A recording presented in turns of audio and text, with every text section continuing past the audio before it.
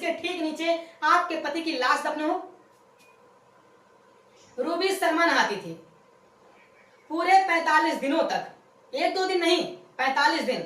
2 बेटियों का बाप, 16 साल की शादी, और फिर एक ऐसी पत्नी जो हर रोज उसी बाथरूम में नहाती जिसके नीचे उसके पति को अपने ही हाथों दफन कर दिया था।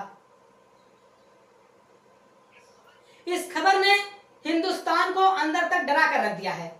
चेहरे याद आ रहे हैं, कभी मुस्कान का, कभी सोनम का, कभी सिया। और ये सवाल उठ रहा है कि क्या इस हिंदुस्तान में अब मर्द सुरक्षित नहीं है? क्या शादी 7 जन्मों का बंधन नहीं है? जिंदगी का खतरा बन गया है। क्योंकि 17 मई की रात इस औरत ने बड़े प्यार से अपने पति के लिए खीर बनाया था। वो खीर जिसको लेकर पुलिस कहती है कि उसमें चीनी कम थी, नींद की गोलियां ज्यादा थी। सुबह तक पति की सांसें रुक चुकी थी और उसके बाद इस औरत ने फावड़ा उठाया, बाथरूम का फर्श थोड़ा गड्ढा खोदा और अपने पति को नीचे दफना कर मिट्टी डाल दिया। मिस्त्री बुलवाया, टाइल्स लगवाया और थाने जाकर रोने लगी कि मेरा पति लापता है, प्लीज खोज दो, मेरे बच्चों का क्या होगा। सातिर ऐसी कि अगले 45 दिनों के पति के गुमशुदगी को खोजती रही, जबकि वो जानती थी कि उसके पति गुम नहीं हुए हैं, उसी के घर में, उसी के बाथरूम के नीचे, उसी के हाथों के द्वारा दफनाए गए हैं। हिंदुस्तान डर रहा है क्योंकि मुस्कान का नीला ड्रम को भूल नहीं पा रहा है। और जिस दिन ये घटना एक्सपोज होती है उसी दिन सोनम को सुप्रीम कोर्ट से जमानत मिलती है। सिया की मिडिल फिंगर पर पूरे देश का गुस्सा दिखता है। और अब आगरा की ये कहानी लोगों को डरा रही है कि रिश्तों को हुआ क्या है। उससे ज्यादा डरा रहा है वो तरीका, क्योंकि जब पूछा गया कि लाश छिपाने का तरीका सीखा कहां से, तो कहा अजय देवगन की फिल्म दृश्यम देखी थी और उस खौफनाक अंदाज को उसने अपनी लाइफ में, अपनी जिंदगी में उतार दिया। सवाल क्यों, किस लिए? और इन सारे सवालों को जानने के लिए आपको चलना होगा 17 मई की उस रात को आगरा के उस घर में जब ये सातिर औरत खीर बना रही थी अपने पति को आखिरी बार खिलाने के लिए। नमस्कार, मैं हूं ऋषभ और हिंदुस्तान में जो कुछ भी हो रहा है इन दिनों वो डराने वाला है। हर रोज एक ऐसी खबर जो आपको अंदर तक खिला देती है, शादी जैसे पवित्र रिश्ते से विश्वास उठा देती है। और आज की कहानी याद रखना, आगरा, जहां के सिकंदरा इलाके में एक आम सा घर जिसमें 5 लोगों का परिवार रहता था।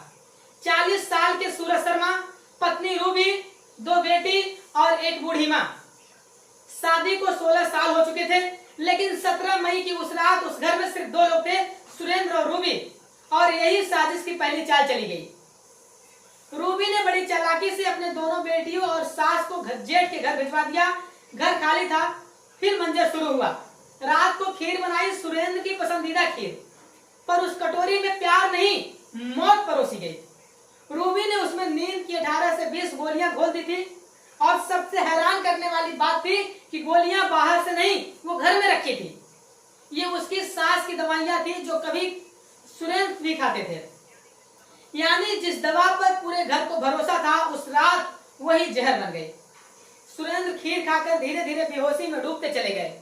और पुलिस की माने तो रूबी यहीं नहीं रुकी। बेहोश पड़े सुरेंद्र का उसने गला घोट दिया ताकि कोई कसर बाकी न रह जाए। सुबह बिस्तर पर सुरेंद्र की लाश थी और सामने खड़ी थी रूबी शर्मा। न आंखों में आंसू, न हाथ में कंपन, न दिल में पछतावा। और उसने अपना अगला काम शुरू किया। 400 रुपए देकर बाहर से मिट्टी और गिट्टी मंगवाई। उसने फावड़ा उठाया, बाथरूम का फर्श तोड़ने लगी। करीब 40 मिनट की खुदाई के बाद एक गड्ढा तैयार हुआ और उसके बाद अपने पति की लाश को कमरे से घसीटकर बाथरूम तक ले गए। जिस आदमी के साथ उसने 16 साल गुजारे थे, उसने उसे उस गड्ढे में फेंक दिया। ऊपर से नमक छिड़का ताकि लाश जल्दी गल जाए और बदबू बाहर न आए। फिर मिट्टी डालकर फर्श बराबर किया।